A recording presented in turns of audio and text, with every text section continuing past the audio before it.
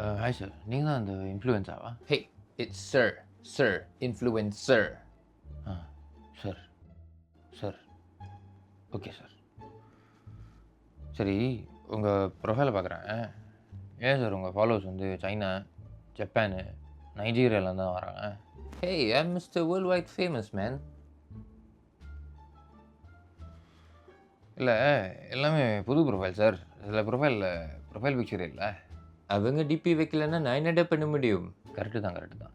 இல்லை சார், நம்ம கூட ஒர்க் பண்ணுறவங்களோட ப்ரொஃபைல் நம்ம செக் பண்ணோம். ஏன்னா இப்போ நிறைய பேர் வந்து பாட்ஸ் எல்லாம் வாங்கி வச்சுக்கிட்டு எனக்கு 1 மில்லியன் ஃபாலோவர்ஸ் இருக்குது, 2 மில்லியன் ஃபாலோவர்ஸ் இருக்குது அப்படின்னு சொல்லிட்டு தெரிஞ்சுக்கிட்டு இருக்காங்க. ஆமாம் சார், உங்கள்கிட்ட கேட்கணுன்னு இருந்தேன்.